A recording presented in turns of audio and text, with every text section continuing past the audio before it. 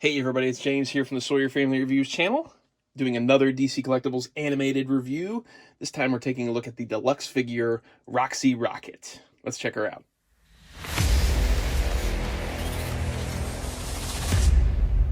As always, we take a look at a boxed version first. So Roxy Rocket is in one of the larger style boxes because you got to fit in her rocket. So we saw the same kind of box on Man-Bat previously. This is the second figure to come out on this larger style of packaging. So we've got the rocket all through here. We've got the blue motif because it is New Batman Adventures. We've got the figure over here, her accessories. Her hands are hiding behind her. Number 17, Roxy Rocket, sculpted by Irene Matar, if you can see that. The back of the package features the blue on black style of the image that we find in the back of the packaging. Here, you can kind of see it back there. See it? You see it hiding? And that's about it. Yeah, pretty minimal packaging, but hey, you just want what's inside. Let's get it out. Okay, we got Roxy out of the boxy. Let's start talking about her here. First of all, we got the little pack-in poster dealio, and we'll find out that Roxy is from the episode The Ultimate Thrill, which is the Roxy episode of New Batman Adventures. Now, that is not actually the first appearance of Roxy, though. She first appeared in Batman Adventures Annual, which you can kind of, I'll turn it this way so you can see it. I don't have to move my camera. Batman Adventures Annual number 1, in a story that was drawn by Bruce Timm and written by Paul Dini. It's kind of a bookended story. Let me see if I turn it that way. See Roxy? She's right there. So she was introduced in this story, and Bruce Timm and Paul Dini liked her so much. See, we got Paul Dini right there. That they decided to write her into the New Batman Adventures. So she was put in the episode The Ultimate Thrill. She's a former stunt person that now loves doing stuff for the thrill of it. You know, the adventure and the thrill and all that stuff. Very cool episode. She appeared again in the episode Nighttime. So she's had the comic and then those 2 appearances. So in some ways, this could do double duty. Because in that comic, she looks just like this. So you could say it's from Batman the Animated Series in that she appeared in that Batman Adventures comic first and looked very much like this. Or you could say she's from New Batman Adventures. So this one kind of works both ways. Of course, we're going to have to talk about the rocket as one of the main accessories that she comes with. But let's talk about her other stuff first. First off, we've got that stand. Here is some turnarounds for Roxy Rocket. I looked through the style guide and I did not see these in here, which I don't think that they would have put Roxy in the style guide.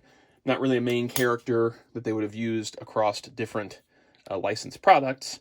So there's really no reason to include her in the style guide. There's her stand. She's got the 2-prong push back and forth dealio. Not a huge fan. I always use metal stands. Extra hands. We've got a pair of tighter gripping hands. That's the ones at the top. And then she's got 2 different right and left hands. She's got a left hand that's completely open, and then a right hand that's more of a looser grip. Now, this one's good for holding one of the accessories I'm going to show you, which is the wrench. So that more open gripping hand is good for holding this guy. She uses this in the episode The Ultimate Thrill to fight Penguin's gals. Then she's got this electro gun, which we just looked at the comic a second ago, and it looks very much like it did in the comic and in that episode. So the episode carried forward the Batman Adventures Annual look for this zappy electro gun. And then she's got her sort of flare gun, which she also uses as a weapon. She uses it at the beginning of the episode when she's hijacking, when she's robbing the people that are in the sky. She does the robbery in the sky, and she uses that for it. And then you'll see this in the package, and it's kind of turned sideways. So you're like, what is that? Is that the lamp that Luke used on Dagobah? No, it's not. It is a flare type of attachment that you can plug into this gun. And she uses this in the episode. She puts it into her flare gun, and she fires it off, and it shoots a bat signal into the sky. And you can see that bat signal painted on the end there. Really cool accessories, all very specific to the episode. Those are awesome. The only gripe I would have is I kind of wish her holster held this guy. I wish this guy could go in the holster like it does in the episode. Let's talk about the rocket next, actually. So then she has the rocket.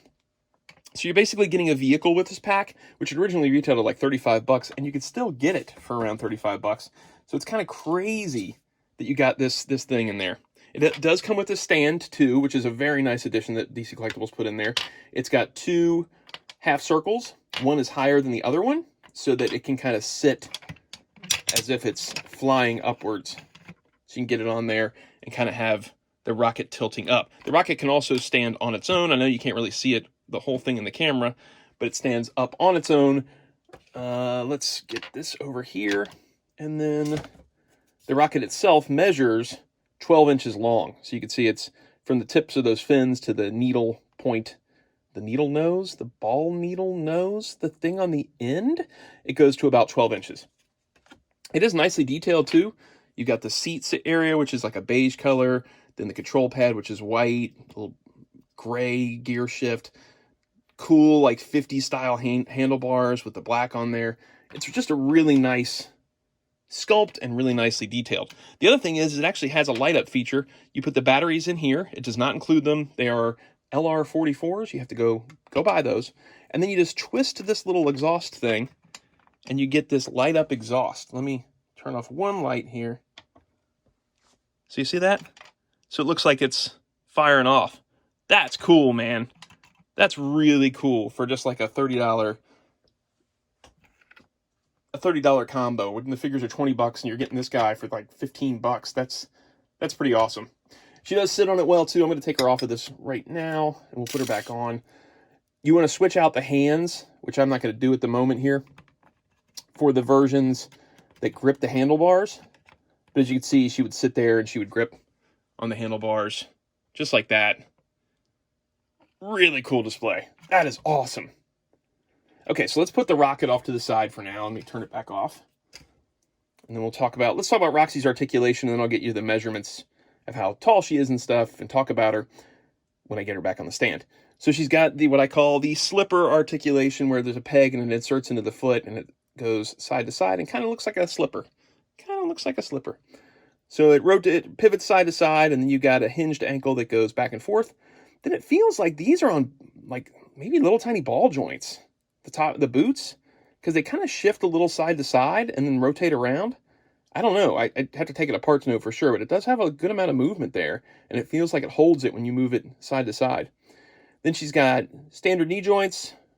They're a little on the loosey side. I wish those one were ratcheting. They're not terribly loose, but they're not ratcheting like a lot of the other ones have been.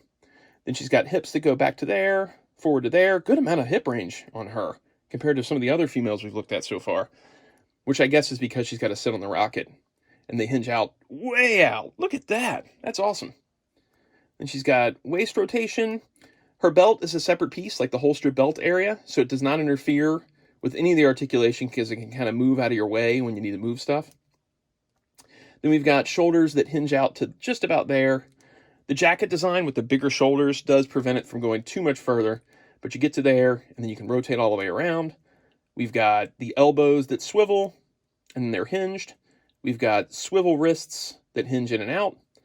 And then we've got feels like a ball-jointed head, but not much movement. Just like Batgirl, she's got this hair pose that's going to keep you from getting a whole lot of movement going on. All right, let's get her back on this stand here real quick. Get on there, Roxy. Let's talk about Roxy just a little bit. I already told you about where she came from. I think she's a cool idea for a Batman villain, and I'm always excited about ones that got introduced in the show, like her and Harley Quinn, the Phantasm in the Phantasm movie. So her being created for, the Batman animated tie-in comic and then being brought into the show, she's a cool idea for a female villain. A female villain it's kind of like Catwoman a little bit, where she's having fun doing what she's doing. She's not really crazy. I guess she's a little on the crazy side because that ending where she's like ready to just kind of die doing her last stunt was a little crazy. So yeah, maybe she is crazy, but she's cool. And her whole the rocket thing kind of reminds me of the Rocketeer and the jacket. I really like Roxy Rocket. I think she's a cool character. Here's another cool thing about this figure is her lens area is really like a real lens. Like it's a clear lens over the eyes. So there's a full sculpt underneath there. I also like that she has a slightly crooked smile. So I looked at a couple of Roxy's and they're all like that, where they've got, where it's like kind of almost like a smirk on one side. I don't know if you can tell that on the camera or not. But I really like that she has some kind of personality in her smile. It's not just the standard female smile. My camera keeps wanting to like color correct. I'm going to put that right in there so it stops color correcting on me. Let's bring in Batman so you can see a size comparison between the two of them. They look good. Height on Roxy. She stands right at about almost 5.5. She's one of the taller females so far. Cool hair sculpt too, where it's kind of windswept, where she's flying on a rocket. Man, this one's a cool one, man. And a cheap one too. This one's kind of a sleeper hit for me. It's not really a character that you think of when you think of Batman Rogues Gallery. You don't go, oh yeah, Roxy Rocket. But they really did a great job on this one. And here's the other thing too, is that this is a character where you have to have this. You've got to have this with it. If they'd have just done Roxy on her own, like as a single-carded figure, it would have been boring. You know, this is a part of the gimmick is the rocket. So the fact that they decided, yeah, we're going to do that. We're going to do Roxy Rocket, and we're doing her with the rocket. That's awesome. They could have easily just been like, you know what? That's too hard. People are going to want the rocket. If we do her, we can't do it. They went ahead and did it. They were like, you know what? This line's doing well. Let's just go ahead and make Roxy with the rocket.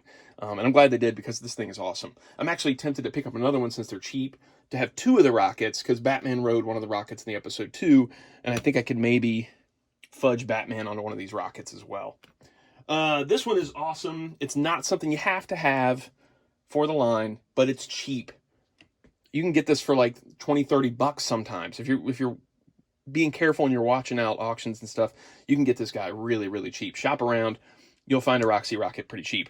Actually, Zavi, at the time of this recording, Zavi has them, and they're super cheap on there. I think they're like 10 or 20 bucks. I can't remember how much they are right now. They kept fluctuating in price as to how cheap they were. I'll put a link down in the description down below to that Zavi listing in case it is still active at the time you're listening to this. Paintwork, too, is really nice on this. She's got, you know, there's little tiny red highlighting on the buckles on her belt. The brown's nice. The fur, I guess you would call this, is nicely painted on the jacket. She's got lines on her helmet. Just, man, fun figure. Not something you have to have, but she sure is fun. And she's cheap, so go ahead and get her. Okay, that is it for this one. The next one up is number 18. I think it's 18, right? Yep, 18, Nightwing. That one's going to be fun. I like Nightwing. There's some problems I have with the figure, but I do like Nightwing a lot, so. All right, signing off on this one. See you guys next time.